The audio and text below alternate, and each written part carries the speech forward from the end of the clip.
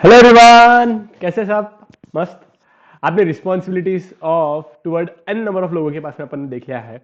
अभी तक हम थे चैप्टर नंबर 6 के ऊपर, जिसका नाम है सोशल रिस्पॉन्सिबिलिटी ऑफ बिजनेस, जिसके अंदर अपन ने चैप्टर में अब तक हमने देखा है कि स्टार्टिंग में इंट्रोडक्शन था, स्टार्टिंग में थोड़ा सा बताया था कि सोशल रिस्पॉन्सिबिलिटी क्यों इंपॉर्टेंट है। एक्चुअली सोसाइटी के ऊपर हम इतने ज्यादा डिपेंडेंट हो गए हैं, और हम सिर्फ लेकिन हमारे प्रॉफिट के बारे में सोचते हैं, लेकिन ऑन द कॉन्ट्ररी हमने सोसाइटी के बारे में भी सोचना चाहिए। उसके बारे में पर्टिकुलर चैप्टर है। उसके बाद में need of social responsibility, second chapter मतलब सेकंड टॉपिक था हमारा, नीड ऑफ सोशल रिस्पॉन्सिबिलिटी थी। थर्ड, हमारी रिस्पॉन्सिबिलिटी टुवर्ड हमारे ओनर्स के प्रति हमारी क्या क्या रिस्पॉन्सिबिलिटी है। ओनर्स एज इन मतलब जो हमारी कंपनी के अंदर जिन्होंने पैसा लगाया हुआ है, जिन्होंने अल्टीमेटली रिस्क लिया है, और जिनको नियर फ्यूचर के अंदर अगर हमारी हमारी कंपनी अगर बहुत अच्छे तरीके से काम करी तो इनमें प्रॉफिट मिलेगा, और अगर कुछ लॉसेज हुआ तो इनको लॉस बियर करने पड़ेंगे। दूसरा था रिस्पॉन्सिबिलिटी टुवर्ड इन्वेस्टर। इन्वेस्टर का मतलब क्या था? इन्वेस्टर का मतलब क्या, जो हमारे क्रेडिटर्स है, ठीक है, उनके लिए भी अलग अलग टाइप की रिस्पॉन्सिबिलिटी थी। लाइक अपने उनको टाइम टू टाइम में रिटर्न रिटर्न ऑन इन्वेस्टमेंट देने को ना, हमने उनकी मीटिंग लेने को ना, उनको ट्रांसपेरेंसी मेंटेन करने को ना, उनके साथ में उनको इन्फॉर्मेशन डिस्क्लोज करने को होना, हाँ कि ना, यस, उनकी प्रॉब्लम्स को, ग्रीवियंसेस को प्रॉपर तरीके से सॉल्व करने को ना, हमने सॉल्वेंसी एंड प्रेस्टीज को मेंटेन करने को ना। इतने सारे पॉइंट है इन्वेस्टर्स के पॉइंट ऑफ व्यू से। उसके बाद में अपन फिर आगे बढ़े थे, हमने हमारे एम्प्लॉयज के प्रति क्या क्या रिस्पॉन्सिबिलिटी अपन ने वो देखा था। एम्प्लॉयज वाला तो एकदम सबसे सिंपलेस्ट वाले पॉइंट है, और साइमल्टेनियसली मुझे ऐसा लगता है कि आपके एग्जाम्स के अंदर आने जाने के आशंका थोड़ी सी ज्यादा है। उसके अंदर आप क्या करोगे? प्रॉपर तरीके से एजुकेशन और ट्रेनिंग देने को ना, एम्प्लॉयज को अच्छी वर्किंग कंडीशन प्रोवाइड करने को ना, हेल्थ और सेफ्टी का ध्यान में रखने को ना, उनका टाइम टू टाइम सैलरी और वेजेस देने को ना, उनके प्रमोशन का ध्यान रखने को ना अपन ने, राइट। और सोचो और सोचो और सोचो, एम्प्लॉयज के लिए और क्या पॉइंट होंगे हमारे पास में? एजुकेशन ट्रेनिंग ये दे दिया, वेजेस प्रोवाइड करने को ना, divide and rule policy follow नहीं करने को ना, उनके पार्टिसिपेशन इन मैनेजमेंट करने को ना, और मिसलेनियस पॉइंट से सिंपलेस्ट पॉइंट है। आज अपन देखने वाले हैं हमारी रिस्पॉन्सिबिलिटी टुवर्ड हमारे कंज्यूमर्स। अच्छा, कंज्यूमर्स बोले तो कौन?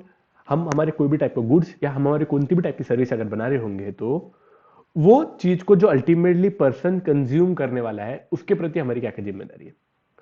मैं आपको थोड़ा सा स्टार्टिंग में हिंट दे देता। चलो एक काम करते, मैं थोड़ी देर के बाद में ना, जब अपन पॉइंट पे जंप आएंगे ना, मैं आपको पहले पूछूंगा कि आपको क्या लगता है कि हमारे कंज्यूमर्स के प्रति हमारी क्या रिस्पॉन्सिबिलिटी होनी चाहिए। ठीक है, चलिए स्टार्टिंग में थोड़ा सा हमेशा मसाला बताते। अच्छा, आपको भी अगर एग्जाम्स के अंदर आ गया ना, तो आपको इससे पहले मसाला डालना पड़ेगा। चलो मैं क्या बोल रहा, पहली बात तो वो समझा। Consumer are the integral part of the effective functioning of any business. कोई भी ऐसा मुझे बिजनेस बता दो जो विदाउट कंज्यूमर चल रहा हो। मतलब आप एक भी ऐसा बिजनेस बता दो कोई कि बिना कंज्यूमर के ही चल रहा है। कंज्यूमर कैसे भी टाइप के हो सकते हैं, इंडिविजुअल कंज्यूमर से लेकर तो इंडस्ट्रियल कंज्यूमर्स तक कोई भी टाइप के कंज्यूमर रहते हैं, लेकिन कंज्यूमर जरूर रहेंगे। अगर बिना कंज्यूमर के बिना कोई भी बिजनेस फंक्शन ही नहीं करेगा, बिकॉज कंज्यूमर ही नहीं रहेगा तो कुछ सेल्स नहीं होगा, कुछ सेल्स नहीं होगा तो हमारे पास में प्रॉफिट नहीं आएगा, प्रॉफिट नहीं आएगा तो फिर हम बिजनेस को एक्सपांड और बिजनेस को इफिशियंटली मेंटेन रन भी नहीं कर पाएंगे अपन, right. Second, the survival growth of any business, the survival and growth of any business depend upon the consumer satisfaction, service and support. उन्होंने क्या बोला? कोई भी बिजनेस का सर्वाइवल और उस बिजनेस का ग्रोथ काय के ऊपर डिपेंडेंट है कि उसके कंज्यूमर कितने लेवल पे सेटिस्फाइड है, उनको हम कितना प्रॉपर तरीके से सर्विस और उनको कितना प्रॉपर तरीके से सपोर्ट दे पा रहे हैं अपन। So the business should be win the confidence of the customer. इसकी वजह से बिजनेस की रिस्पॉन्सिबिलिटी उन्होंने कंज्यूमर का कॉन्फिडेंस को विन करने को ना, अल्टीमेटली वो अगर हमारे से सेटिस्फाइड है तो नियर फ्यूचर के अंदर उनका हमारे को सपोर्ट मिलेगा। आप देखो, टाटा कंपनी के प्रोडक्ट्स को ना ये चीज का बहुत ज्यादा एडवांटेज है। टाटा कंपनी के कोई भी टाइप के प्रोडक्ट, उनको ना लोगों को उसके प्रति एक अलग ही क्या बोलते हैं रिस्पेक्ट, एक अलग ही ट्रस्ट, वो टाटा ये वर्ड के साथ में होकर रखे हुए। हाँ, ये एक्चुअली में है। और या तो फिर ऐसे कुछ कुछ कंपनीज है जिन्होंने बहुत over the period of time, Amul नाम ले लो, ऐसे ऐसे प्रोडक्ट्स है, इन्होंने आगे चल के ना कोई भी टाइप के प्रोडक्ट में घुसने दो, कोई भी प्रोडक्ट वेरिएंट लाने दो, लोगों का भरोसा ज्यादा रहेगा उसके ऊपर। Why? Over the period of time ना इन्होंने हमेशा पहले क्वालिटी को प्रेफरेंस दिया है, हाँ कि ना। और इस वजह से फिर लोगों को लगा कि हाँ ये पर्टिकुलर ब्रांड ऐसा है जिसके ऊपर अपन ट्रस्ट कर सकते हैं। ठीक है, अब आप मुझे पहले बताओ कि क्या क्या रिस्पॉन्सिबिलिटी, सॉरी क्या बोलेंगे उसको अपन, क्या क्या रिस्पॉन्सिबिलिटी होती होंगी एक कंज्यूमर्स के प्रति हमारी। 2 मिनट के लिए सोच के देखो, मैं नोट पानी पीता, आप जब तक सोचो कि एज ए ऑर्गेनाइजेशन हमारी क्या रिस्पॉन्सिबिलिटी होती है हमारे कंज्यूमर्स के प्रति।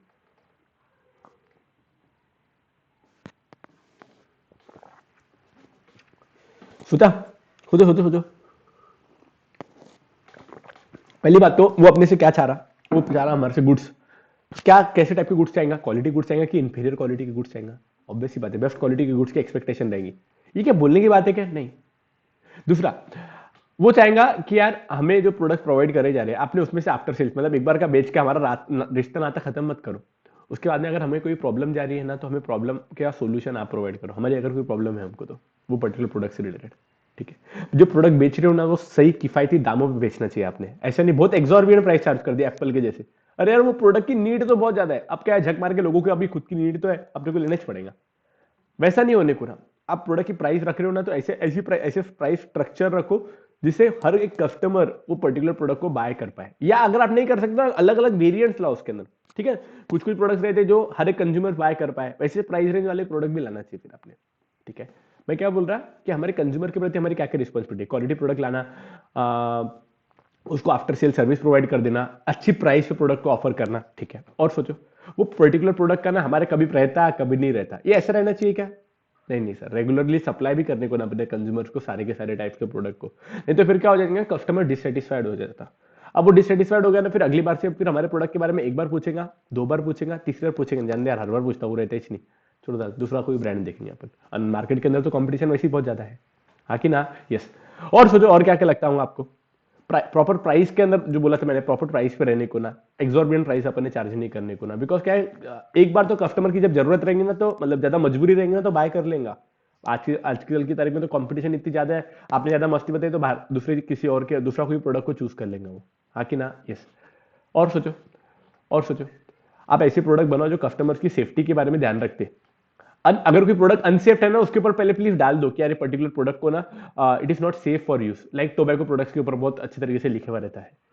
ये मेंशन करवा के क्या करवा ले, क्या मतलब क्या लेते हैं वो, कस्टमर्स को पता रहेगा कि यार ये पर्टिकुलर प्रोडक्ट को कंज्यूम करने से ना हमारी हेल्थ को कुछ ना कुछ हजार्ड, मतलब हमारी हेल्थ को कुछ ना कुछ प्रॉब्लम हो सकती है। तो थोड़े बहुत जो कॉन्शियस लोग होंगे तो वो नहीं परचेस करेंगे। समझा क्या? मतलब मैं क्या बोलना चाहता कि अगर आपने पहली बात तो ये कोशिश करनी चाहिए कि आप कोई अनसेफ प्रोडक्ट बनाए ना। लेकिन अगर कोई अनसेफ प्रोडक्ट बना ही रहो, लाइक टोबैको प्रोडक्ट्स हो गए, पान गुटखा बीड़ी तंबाकू, या ऐसा कोई प्रोडक्ट हो रहे, तो उसके बारे में ना आपने पहले से इंडिकेट कर देना कि पर्टिकुलर प्रोडक्ट को मतलब क्या बोलते हैं, ह्यूमन कंजम्पशन के लिए अनफिट है, ये खराब प्रोडक्ट है, राइट। और सोचो, हमने रिसर्च और डेवलपमेंट करवाने को ना, R&D पे खर्चा करने को ना, रिसर्च और डेवलपमेंट का मतलब समझता ना आपको, कि हमने बहुत सारी रिसर्च करने को ना, सो दैट कि हमारे बेस्ट क्वालिटी के प्रोडक्ट हम बना पाए। उससे क्या एडवांटेज होगा कि कस्टमर्स को हमारे बेस्ट क्वालिटी के प्रोडक्ट, मतलब अच्छी क्वालिटी ऑफ प्रोडक्ट मिल पाएंगे, कम रेट पे मिल पाएंगे। समझा क्या? मतलब आप देख पा रहे हैं ना, ये बहुत सिंपल सिंपल पॉइंट्स है। अगर आपने थोड़ा सा सोच भी लिया ना कि कस्टमर्स के प्रति क्या क्या रिस्पॉन्सिबिलिटी, क्वालिटी के प्रोडक्ट देना, अच्छी प्राइस प्रोडक्ट देना, रेगुलर प्रोडक्ट देना, आफ्टर सेल सर्विस प्रोवाइड करना, रिसर्च और डेवलपमेंट के ऊपर खर्चा करने को होना, शिल्लक की प्राइस नहीं चार्ज करने को ना, ये ऐसे ऐसे पॉइंट है ना, खुद के मन से आएंगे। चलिए अपन शुरू करते हैं वापस एक बार। गुड क्वालिटी के प्रोडक्ट देने को ना, नो नीड टू से, मतलब ये आपकी एज अ कंपनी आपकी रिस्पॉन्सिबिलिटी होनी चाहिए। मैं जो मसाला बोल रहा ना, कंटेंट अंदर का बोल रहा, ये कंपनी की रिस्पॉन्सिबिलिटी होनी चाहिए कि जब भी आप कोई प्रोडक्ट बनाओगे ना, तो वो क्वालिटी प्रोडक्ट रहना चाहिए। आपके हर फैक्ट्री के अंदर ना क्वालिटी कंट्रोल डिपार्टमेंट आपने मेंटेन करने को ना, सो दैट कि आपका कोई भी ऑर्गेनाइजेशन के अंदर से डिफेक्टिव प्रोडक्ट बाहर निकले ही ना, ये आपकी रिस्पॉन्सिबिलिटी होनी चाहिए। पॉइंट समझा क्या? गुड क्वालिटी प्रोडक्ट बनना चाहिए। सेकंड, रिसर्च और डेवलपमेंट रहना चाहिए। हर कंपनी की रिस्पॉन्सिबिलिटी कि उसने कंटिन्यूअसली अपने प्रोडक्ट्स के अंदर ना R&D, मतलब R&D रिसर्च और डेवलपमेंट के ऊपर खर्चा करना चाहिए, सो दैट कि वो नए नए टाइप ऑफ प्रोडक्ट्स को रिसर्च कर पाए, नए नए प्रोडक्ट को इन्वेंट कर पाए, मैन्युफैक्चर कर पाए, और सो दैट कंज्यूमर तक वो पर्टिकुलर प्रोडक्ट को पहुंचा पाए सस्ते सस्ते रेट्स पे। ये क्या होता है कि कंपनी की रिस्पॉन्सिबिलिटी क्यों आ जाती है? बिकॉज कस्टमर्स कंपनी के ऊपर, उनका ट्रस्ट उनके ऊपर है। अब वो ट्रस्ट को तोड़ना नहीं चाहिए उन्होंने, अच्छे time to time quality products उन्होंने बनाना चाहिए। Third, after sale service provide करना चाहिए। Why it is very important? Company का नाता ना, अभी आप 2 मिनट के लिए इमेजिन करके देखो, सपोजिंगली हमारे पास में 2 कंपनीज है, हाँ? 2 कंपनीज है, एक है सैमसंग और एक ऐसा कोई भी टकाई, अभी मैं एक नाम नहीं बोलता, लेकिन सपोजिंगली XYZ कोई भी टाइप की कंपनी है। एक कंपनी सैमसंग गांव गांव खेड़ों खेड़ों तक जाके अपने कस्टमर्स को आफ्टर सेल सर्विस प्रोवाइड करती है, और दूसरी कंपनी उसके तुम दुकान पे भी लेके जाओगे तो देखेगा भी नहीं, नहीं नहीं ये चाइना का माल हम नहीं देते। आपका भरोसा किसके ऊपर ज्यादा रहेगा? ऑब्वियस सी बात है, जो आपके घर तक डिलीवरी तक आपको आपका साथ नहीं छोड़ेगा। डिलीवरी होने के बाद में भी अगर आपको नियर फ्यूचर के अंदर भी कोई प्रॉब्लम जा रही है तो आपको साथ ही जाएगा। आप किसका नाम प्रेफर बाकी लोगों करेंगे? नहीं नहीं भाई, तू सैमसंग ही ले, बहुत अच्छी ब्रांड है, कभी कुछ पड़ा कुछ खराब भी होगा तो वो सपोर्ट वाले आ जाते। नहीं तो क्या ये, हमारी टीवी का ऐसा प्रॉब्लम हुआ था। हमारी टीवी ना करीबन करीबन 8 की 9 साल पुरानी हो गई है। LCD, वो टाइम पे LCD आती थी, LCD की LED कोई तो भी टीवी आती थी, LED टीवी है, ठीक है। अब उसका कोई तो प्रॉब्लम आया, थोड़ा सा उसके में ब्लैक लाइन आ रही थी, हमने उसको कॉल किया। 9 साल के बाद में भी उन्होंने हमको आइडेंटिफाई किया, हमारा मोबाइल नंबर रजिस्टर्ड था, तो उन्होंने बोला ठीक है आपका ये एड्रेस, अभी भी आप यहाँ पे रह रहे हो? मैं बोला बाप रे बाप, तुम्हारे पास वो टाइम का एड्रेस अभी तक रिकॉर्डेड में है? बोले हमारा बंदा आ जाएगा। मुझे लगा ये क्या कंपनी वाले फेंक रहे, मैंने किसी और मैकेनिक को भी बोल के रख दिया था, लेकिन एक्चुअली उनका बंदा आया, बोले 3 घंटे के अंदर हमारा आदमी आ जाएगा। तो आप इमेजिन करो, मैं 9 साल के बाद में उनको फ़ोन कर रहा और 3 घंटे के अंदर वो बंदा मेरे पास में भेज रहे हैं। सर उनके तो सर्विस एग्जीक्यूटिव रहती है ना बेटा, बाकी कंपनी वाले तो इतना सपोर्ट कभी प्रोवाइड ही नहीं करे। कभी कैसे क्या वो बात ना मेरे माइंड में रजिस्टर्ड हुई भी है। समझा क्या? आफ्टर सेल सर्विस जो कंपनी अच्छी तरीके से प्रोवाइड करेगी ना, कस्टमर्स की लॉयल्टी इंक्रीज हो जाती है। अगली बार अगर सपोज हमको नवी कोई टीवी लेने की, हम किसकी लेंगे? ऑब्वियस सी बात है, सैमसंग की लेंगे। अगर कोई होम अप्लायंसेस लेने का है, किसका लेंगे? सैमसंग का लेंगे, अगर उसके अंदर प्रोडक्ट अवेलेबल है तो। क्लियर? यस।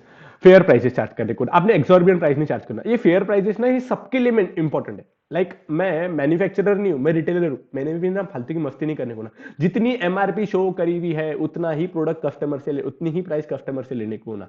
ऐसा क्यों पॉइंट है बेटा? देखो कस्टमर्स ना ये आइडेंटिफाई करता है, उसको भी अनपढ़ थोड़ी ना, उसको भी दिखता है यहाँ पे साला इस पे 55 रुपए कोको कोला पे लिखे हुआ है, साला 60 रुपए लिखा, 5 रुपए कूलिंग चार्जेस के नाम पे ले रहा।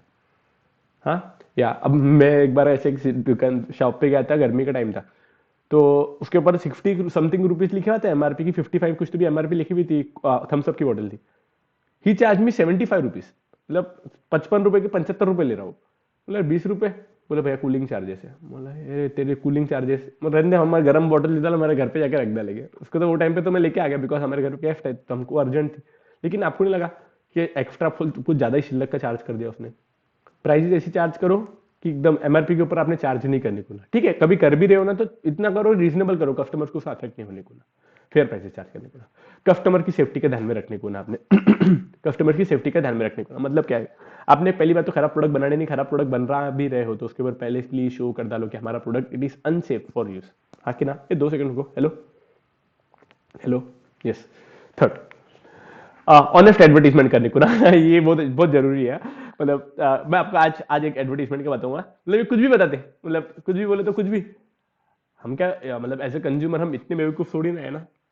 लेकिन ठीक है, बाद में नीचे लिख डालते क्रिएटिव विजुअलाइजेशन, ऐसे लिखते कि रचनात्मक कल्पना है कवि की। कवि की मतलब एडवर्टाइजर्स ने ना ऐसे शो करके रखे हुए हैं कि हाँ इसे खाने से ऐसा कुछ नहीं होता, लेकिन बस हमने एडवर्टीजमेंट वैसे करेंगे। अब बच्चों को क्या बेचारे को लगता है हाँ अपने को ये प्रोडक्ट होता, समझा क्या? आलिया फालिया को किसको डाल डालेंगे? आलिया बोले तो ये आलिया भट्ट, उसको डाल देंगे। अब ऐसे नहीं करने को ना, कंपनी ने ना जैसा है वैसे ही चीज की एडवर्टीजमेंट करने को ना। अटेंड कंप्लेंट, कस्टमर की कोई प्रॉब्लम है, एक तो कंपनी बहुत चिल्लक की थी, हमने ना सॉफ्टवेयर बैठाया था हमारे ऑफिस के अंदर, बैठा था मतलब ऑफिस कंप्यूटर के अंदर इंस्टॉल करवाए थे सॉफ्टवेयर, इनकम टैक्स और जीएसटी के सॉफ्टवेयर थे वो।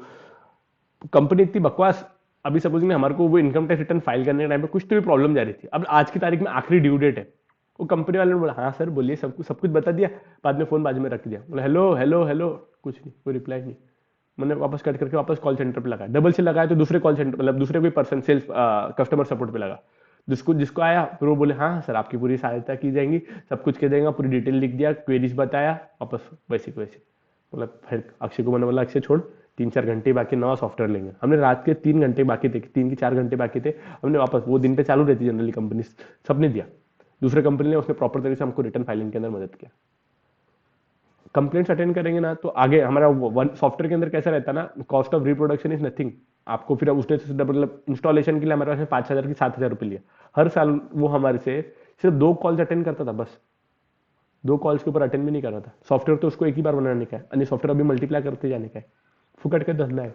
अच्छा ठीक, कस्टमर कंप्लेंट को अटेंड करने को। दूसरा, अवॉइड करने को ना कस्टमर एक्सप्लॉइटेशन, फालतू के चीजों की वजह से, फालतू की चीजों से कस्टमर्स को एक्सप्लॉइट नहीं करने को ना, कुछ भी बोल के कुछ भी स्कीम बता के फालतू को उनको एक्सप्लॉइटेशन नहीं करने को ना, रेगुलरली सप्लाई करने को ना। और कस्टमर्स को ना कोई पर्टिकुलर प्रोडक्ट है जो न्यू है मार्केट के अंदर, उसके बारे में हमने ट्रेनिंग देना चाहिए।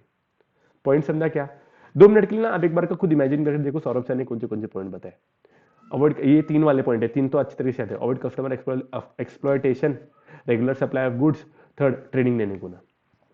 इसके पहले वाले कौन से प्रोडक्ट, कौन से वाले पॉइंट थे? गुड क्वालिटी ऑफ प्रोडक्ट देने को ना, रिसर्च और डेवलपमेंट के ऊपर खर्चा करने को ना, आफ्टर सेल सर्विस प्रोवाइड करने को ना, फेयर प्राइजेस देने को ना, सेफ प्रोडक्ट गुड्स देने को ना, उनकी कंप्लेंट्स को हैंडल करने को ना, अटेंड कंप्लेंट्स करने को ना, ऑनेस्ट एडवर्टीजमेंट करने को। सिंपल था कि नहीं? इजी, एकदम इजी पीजी। इसकी मेमोरी टेक्निक थी, हमने ग्राफ चार्ट रखे थे, GRAFCHAART। G for good quality product, R for research and development, A for after sale service, F for fair prices, chart का मतलब सी फॉर क्या था? कस्टमर्स का safety, H for honest advertisement, A for attend complaints, A for avoid exploitation of customers, R for regular supply of goods, T for training देना चाहिए अपन उसको। Graph chart अब ना दो बार तीन बार मेमोरी टेक्निक पढ़ोगे ना आपको लर्न हो जाएंगी, इतना एकदम प्रॉपर तरीके से बना के रखेंगे, प्रोवाइडेड आपने कंटेंट सुन के रखा होगा। ठीक है, इसके अंदर उन्होंने क्या बोला था, every organisation should produce quality products, हर ऑर्गेनाइजेशन की रिस्पांसिबिलिटी उसने क्वालिटी प्रोडक्ट बनाना चाहिए। Every organisation should have a quality control department, क्या बोला उन्होंने, पहली बात तो उन्होंने लाइन में बोल दिया कि हर डिपार्टमेंट, हर ऑर्गेनाइजेशन की रिस्पांसिबिलिटी उसने क्वालिटी प्रोडक्ट ही बनाना चाहिए, हर कंपनी के अंदर क्वालिटी कंट्रोल डिपार्टमेंट रहना चाहिए, सो दैट इंफीरियर प्रोडक्ट हमारी कंपनी से निकलना ही नहीं चाहिए, इंफीरियर प्रोडक्ट है तो पहले बाहर निकल जाना चाहिए उसको, मतलब कस्टमर तक तो जाना ही नहीं चाहिए।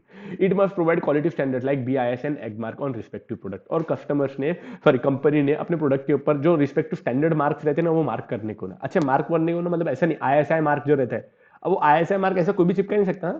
आपने जब तक आपके प्रोडक्ट्स की क्वालिटी को खड़ा नहीं उतरे तब तक आप उसके ऊपर ISI मार्क का ठप्पा ही नहीं लगा सकते, ये इक्वली ट्रू है, बहुत इंपॉर्टेंट है।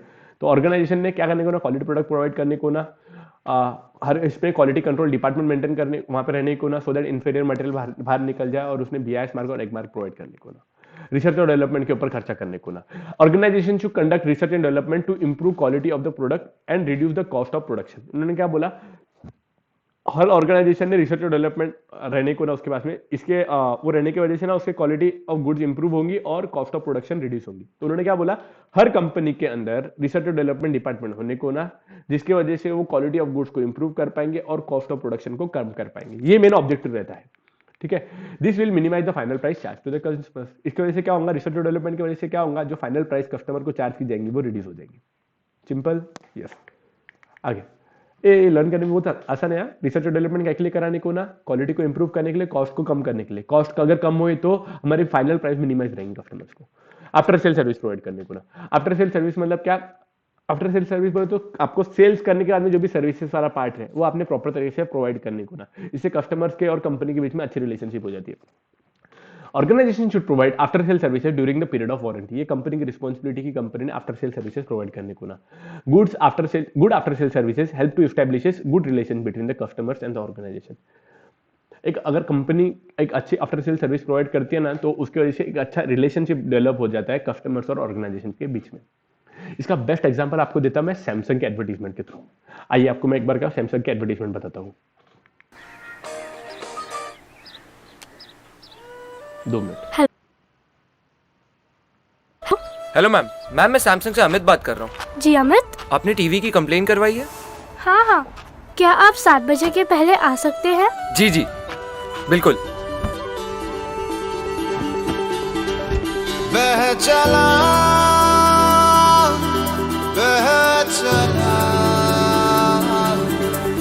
आसमान तेरे संग तू उड़ चला, इन कल कल करती नदियों सा तू बह चला, बह चला, बह चला। मुश्किलें हैं राहों में जो भर के उनको बाहों में तू चल चला, चल चला। जहाँ आँखें तेरी रात आके खिड़कियों से पल पल झांके कि तू रोशनी संग लाएगा।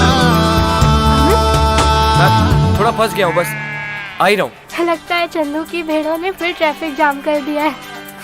जल्दी आइएगा। बह चला, बह चला, बह चला, बह चला।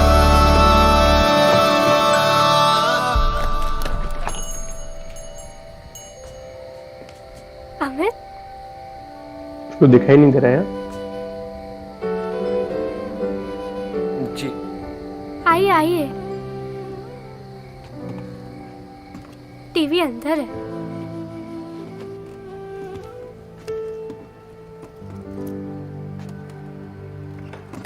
टाइम पे ठीक तो हो जाएगा ना? जी मैम।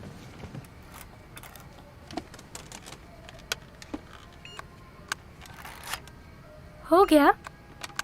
बस मैम।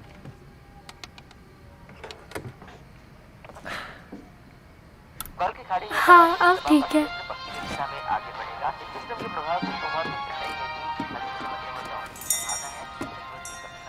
चलो चलो चलो जल्दी चलो, शो शुरू होने वाला है, जल्दी जल्दी जल्दी, आराम से। अमित जी रिमोट। जी।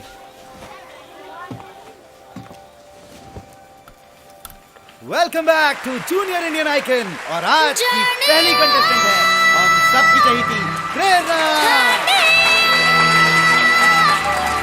तेरे बिन नहीं लगता दिल मेरा ढोलना, तेरे बिन नहीं लगता दिल मेरा ढोलना। हमारे हॉस्टल की है और पता है मेरी बेस्ट फ्रेंड भी।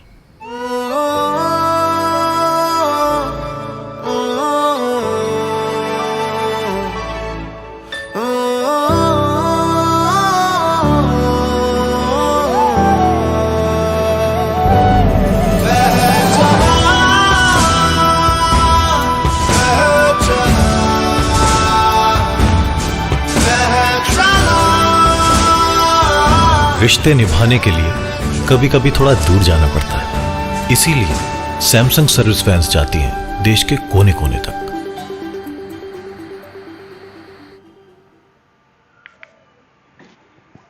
अच्छी थी एडवर्टीजमेंट, आपको अच्छी लगी?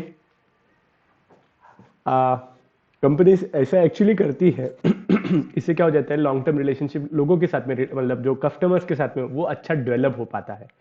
इस वजह से ना कंपनीज एक्चुअली में, जो company after sale services best देती है ना, वो कंपनीज नियर फ्यूचर के अंदर थ्राइव करके जाती है और उनका जो कस्टमर जो बेस रहता है वो बहुत लॉयल बेस बनता है। इस वजह से कंपनी ने आफ्टर सेल सर्विस अच्छी प्रोवाइड करने को ना, ये स्ट्रेंथन करता है अच्छा रिलेशनशिप कस्टमर के साथ में। फेयर प्राइसेस चार्ज करने को ना, फेयर प्राइसेस मतलब क्या, customer should not be cheated by charging high prices. Customer को कभी भी हाई प्राइसेस चार्ज करके आपने उसके साथ में चीट नहीं करने को ना। एमआरपी हर प्रोडक्ट के ऊपर प्रिंटेड रहने को होना, और रिटेलर ने कभी भी वो जो एमआरपी प्राइस लिखी हुई है उसके ऊपर से ज्यादा चार्ज नहीं करना। Fair price help to convert a one time customers into the permanent customer. क्या मस्त लाइन बोल के रखी उन्होंने, कितना सिंपल सा लॉजिक है। उन्होंने क्या बोला, कस्टमर्स ने हमेशा, मतलब सॉरी, कंपनीज ने हमेशा कंज्यूमर्स को करेक्ट फेयर प्राइस चार्ज करने को ना, एमआरपी हर प्रोडक्ट के ऊपर पहले से ही प्रिंटेड रहने को ना, और रिटेलर ने कभी भी एमआरपी से ज्यादा के प्राइस कभी भी चार्ज नहीं करने को ना। अगर आपकी प्राइस फेयर है ना, अगर अच्छे फेयर प्राइस पे आप प्रोडक्ट को सेल आउट कर रहे हो, तो आप वन टाइम कस्टमर्स को परमानेंट कस्टमर बनाओगे। अब मैंने आपको जो एग्जांपल मेरे टाइम पे बताया था कि मैंने वो थम्सअप लेने गया था, उसने मुझे एक्स्ट्रा प्राइस चार्ज किया, मैं आज तक वो शॉप पे वापस नहीं गया। वो कस्टमर लूज कर दिया ना उसने। सिंगल टाइम अगर आप एक्स्ट्रा प्राइस तो चार्ज कर लोगे, लेकिन नियर फ्यूचर के अंदर ना आपका जो बॉन्ड रहेगा वो स्ट्रेंथन नहीं हो पाएगा। इट इज वेरी इंपॉर्टेंट कि आपने राइट प्राइसिंग पे ही आप कस्टमर्स को प्रोडक्ट को सेल करने को ना, कंज्यूमर की सेफ्टी का ध्यान में रखने को ना। The business must ensure that the product supplied will not adversely affect the life and the health of the customer. क्या बोला उन्होंने कि ये बिजनेस की रिस्पॉन्सिबिलिटी कि उसने हमेशा ये इंश्योर करने को ना कि वो पर्टिकुलर प्रोडक्ट कस्टमर्स की लाइफ को और उसके हेल्थ को हार्म नहीं करेगा। Second, unsafe product should not be marketed. Unsafe जितने भी प्रोडक्ट है ना उसको मार्केटिंग भी नहीं करने को ना। Consumer should be warn of any unsafe goods, मतलब जितने भी कस्टमर्स है, अगर कोई प्रोडक्ट अनसेफ है तो उसके बारे में उनको पहले से ही वार्निंग दी जाना चाहिए। तो क्या बोला उन्होंने, business must ensure that product supplied will not adversely affect the health and life of the customer. Unsafe product should not be, उसकी मार्केटिंग भी नहीं करना चाहिए, और it should be warn for any unsafe goods. ठीक है, अब ये है एडवर्टीजमेंट। ठीक है, थोड़ा सा बताता मैं इसको आपने भी देखे हुआ है, अजय देवगन के जमाने के लिए उड़ चला। एडवर्टीजमेंट तो ऐसी शो करते हो कि किसी इलायची की है। उन्होंने क्या बताया, मैं चाहता भी नहीं आपको एडवर्टीजमेंट बताऊं, लेकिन ठीक है, बोलो जुबान केसरी, बोलो जुबान केसरी। आप देखोगे ना इसमें, देखो उन्होंने इलायची बताया हुआ है यहाँ पे, विमल इलायची करके है। लेकिन अब अल्टीमेटली एडवर्टीजमेंट करने का ऑब्जेक्टिव क्या रहता है आपको भी पता है। वाई कंपनीज एडवर्टीजमेंट क्यों करती है, एक कस्टमर्स के ना माइंड के अंदर एक ब्रांड रिकॉल वैल्यू रहने को ना। लेकिन ऐसे टोबैको कंज्यूमिंग प्रोडक्ट्स के लिए प्रॉब्लम क्या रहती है कि वो जितने ज्यादा ब्रांड हिट करेंगे उतनी ज्यादा टोबैको के अंदर कैसे रहता है, पहली बात तो निकोटिन रहती है, तो ऑटोमेटिकली ब्रेन को ना वो सेंसर देती है कि तलब जगाती है। हाँ, मतलब ये एक तो प्रॉब्लम निकोटिन के साथ में पहले है। अब ये और एडवर्टीजमेंट करवा के वो और उसको और बूस्ट कर लेते सो दैट वो फटाफट से और परचेज करे उनके प्रोडक्ट को। लेकिन अब वो बैन कर दिया गवर्नमेंट ने कि आप अनसेफ प्रोडक्ट की एडवर्टीजमेंट नहीं कर सकते। तो इन्होंने क्या कर दिया, सेरोगेटेड एडवर्टीजमेंट करना चालू कर दी। मतलब एक ब्रांड का सेम ही नाम दूसरा उसका भी रख दिया, लाइक विमल का वो पान मसाला आता था, अब वो विमल पान मसाला की एडवर्टीजमेंट नहीं कर रहे, ये विमल इलायची की एडवर्टीजमेंट कर रहे। मैं तो शर्म आने को ना, सारे जितने भी फिल्म स्टार्स है ना, इनको शर्म आने को ना कि कितने खुद के बच्चों को कंज्यूम करवाएंगे क्या वैसा प्रोडक्ट। इलायची की बात नहीं है, उनका अपने को भी समझ रहा, उनको भी समझ रहा कि कौन से टाइप का प्रोडक्ट वो प्रमोट कर रहे हैं। नहीं सर, वो तो अपने आर्यन खान को ड्रग्स खिलाएंगे, क्या कुछ चिल्लर पिल्लर चीजें खिलाएंगे। छोड़ो। ऑनेस्ट एडवर्टीजमेंट, ऑनेस्ट एडवर्टीजमेंट का मतलब क्या है, आपने कस्टमर्स को उनको फैक्ट पता चलना चाहिए आपके प्रोडक्ट के बारे में कि क्या क्या इंग्रेडिएंट्स है, उसके फीचर्स के बारे में, एडवांटेजेस, साइड इफेक्ट्स, ये सारे के सारे प्रोडक्ट्स के बारे में आपको बताना चाहिए। Some organisation must provide such information through advertisement and it must ensure that advertisement is not being mislead. ये ऑर्गेनाइजेशन की रिस्पॉन्सिबिलिटी है कि हर कंज्यूमर्स को ना कुछ कुछ बातें जानना बहुत ज्यादा उसको लगता है कि यार ये चीजें मुझे पता रहनी चाहिए। लाइक प्रोडक्ट के साइड इफेक्ट क्या क्या है, कंटेंट्स कौन सा यूज करके रखे हुए हैं। लाइक कोई प्रोडक्ट के अंदर ना अगर शुगर कंटेंट ज्यादा रहेगा तो कंज्यूमर्स को प्रॉब्लम जाती है, तो इस वजह से वो पहले से कोशिश करते हैं कि यार पर्टिकुलर प्रोडक्ट के बारे में ना हमको पहले से जानकारी मिल जाना चाहिए। ये कंपनी की रिस्पॉन्सिबिलिटी है। कोई कंपनी ना ये पहले ही at the timing of advertisement ही ना ये चीज की कम्युनिकेशन कर देती है। लाइक आप देखोगे ना सुजुकी एक्सेस 125 ऐसा उन्होंने इंडिकेट कर दिया कम पीता है। हाँ, मतलब अभी क्या इंडिकेट कर रहे हैं वो प्रोडक्ट के फीचर्स के बारे में इंडिकेट कर रहे हैं, सो दैट कस्टमर्स को भी पता रहे कि हमारा प्रोडक्ट ना ये ज्यादा इफिशिएंट प्रोडक्ट है as compare to other companies. False, misleading and vulgar advertisement should be avoided. फालतू के एडवर्टीजमेंट, वल्गर एडवर्टीजमेंट जिसके अंदर कुछ गालियां गलोच या किसी के सेंटिमेंट्स को, फीलिंग्स को हर्ट करता है, वैसे एडवर्टीजमेंट अपने करने को ना। Consumer will not appreciate any false advertisement in long run. अगर आपने बार बार फॉल्स एडवर्टीजमेंट करी हुई है, लोगों का जो ट्रस्ट, जो फेथ है, जो एडवर्टीजमेंट के थ्रू अपन ब्रांड बिल्डिंग करना चाहते हैं, वो टूट जाएगा। अभी इंटरनेट हम तो एक बार देखो आप, इन्होंने अभी देखो ना, आप कॉर्नर में देखोगे ना, रचनात्मक कल्पना ऐसा बताया हुआ है, पर क्योंकि एडवर्टीजमेंट है, ये आपने भी देखे हुए, मुझे पता है, थोड़ा सा मैं आगे देखवा लें। अपन अभी क्या पढ़ते हैं कि ऑनेस्ट एडवर्टीजमेंट करनी चाहिए, पर खा के लाइफ फालतू का एरोप्लेन बना तो मकसद दो पर खिला अपना काम कर लेंगे।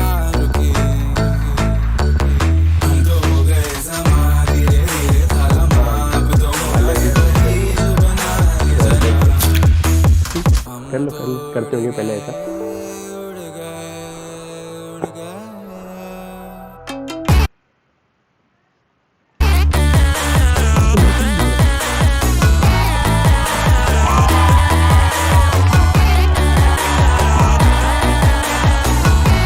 हल्के फुल्के वेफर से बना कैडबरी ठीक है। अच्छा, वो ऐसा इंडिकेट करना चाहते थे। 2 सेकंड। हेलो।